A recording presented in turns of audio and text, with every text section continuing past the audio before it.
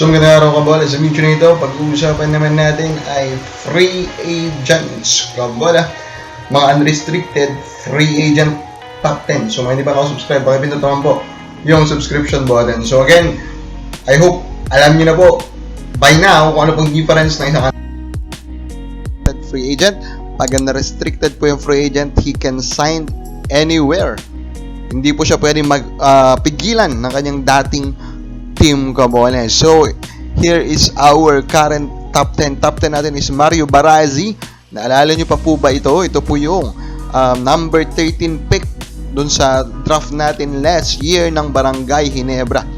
At sobrang dali po or sobrang bilis po nila itong pinakawalan, no kabola? So, of course, that is a big question mark in a lot of minds kabola. Bakit? Kumbaga nagsayang sinayang talaga Sinayang po ng Ginebra yung kanila pong number 13 pick or number 1 pick ng second round during that draft kay Barazzi, na sobrang bilis lang din naman nilang pinakawalan, di ba? May comment pa nun si Coach Tim Cone patungkol po sa nakita niya dito kay Mario Barazzi, pero hindi na rin naman nabigyan po ng pagkakataon. Although, of course, kilala naman na talaga si Coach Tim Cone na hindi po talaga masyadong nagbibigay agad ng playing time or opportunity po sa mga batang players, pero still, for them to cut him right away, di ba? Mga pwede pa sanang available na nandun na kinuha nila. Pwedeng si Dave Ando, pwedeng si CJ Austria, si Sean O'Malley, the undersized big man po, kabola ng Terra Firma. Pwede rin sana po na kanila pong pinili. Number 9 natin is Carl Brian Cruz. Naalala nyo pa po ba si Carl Brian Cruz? So, tinignan ko po sa MPBL, wala na po siya doon kabola, pero the guy is still 34 years old. And again, he is a 3-and-D forward. So, ang hirap po makahanap ng 3-and-D forward. And alam naman natin siguro na in a way, yan yung kasing importante, almost there in terms of importance with a giant center. Yung 3-and-D forward po na yan, kabola. So, with that, I believe Kyle Brian Cruz should be number 9 in this ranking. Number 8 natin is Yusef Taha. If you're talking about rare or very low in terms of supply ng mga position, mas mahirap na naman makahanap po siguro ng isang passing giant center. Taha is around 6'7", 6'8", and the guy can really pass. Kaya naman po, nakailang balik na rin po talaga sa PBA, di ba?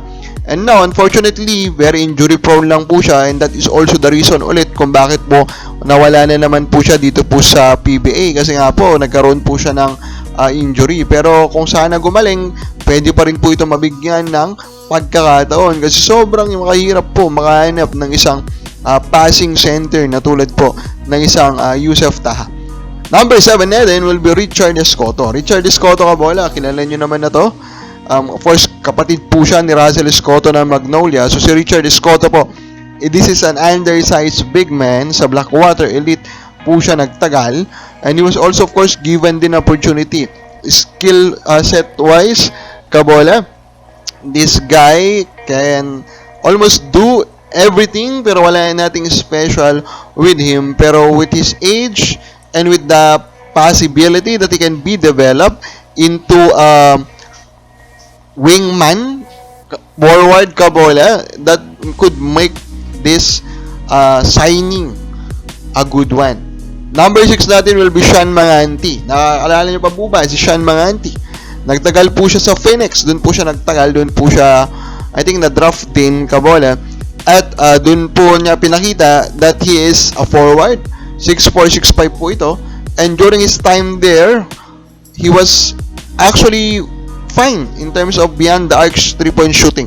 So, that means we have here a 3-and-D forward in Sean Manganti.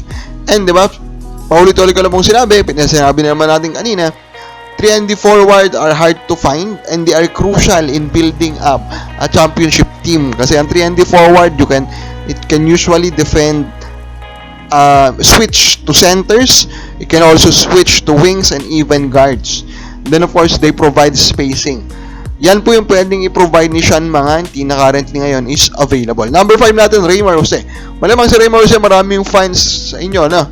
Kasi Raymar Jose plays this hardworking type of Filipino basketball that we love. Matagal po siya nakapaglaro sa Meralco Bulls, pero pinakawalan na recently. Kabole, for This guy is hardworking. This guy knows his role. Hindi po siya susobra doon. Of course, he will never look at himself that he is Justin Arana, for example. Hindi po. He will just work his butt off. Kabola will defend, if necessary, the giants of the league, and so forth. So, kung yan po yung hanap ng team mo, pwede po nilang i-target si Ray Marcin. Number 4 natin is Bradwin Ginto. So, Ginto is the proper size Jose. Pwede mo tignan na gano'n Kabola.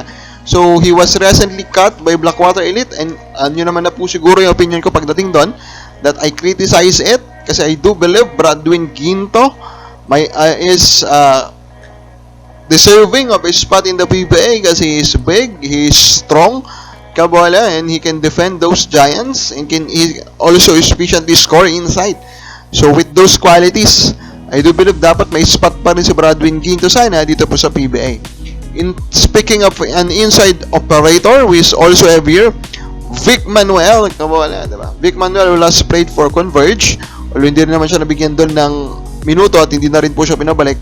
Yes, he is about to turn 40, but of course, nakita po natin, Manuel can still play. Yung kanyang post scoring will still be there. So, kung need po yan ng favorite team mo, pwede po talaga na ang kanilang i-target is ito pong si Vic Manuel. Next po natin is Macho Daves, 6'7" center, Kabola, from Phoenix. Although the report states na kaya siya pinakawalan po ng Phoenix kasi parang mangingibang bansa. Pero baka naman, di ba? He still wants another opportunity po in the PBA. I think I'm pretty sure na mabibigyan po siya ng opportunity. He just need to try. This guy is 6'7", he is versatile. Yung footwork niya po is okay.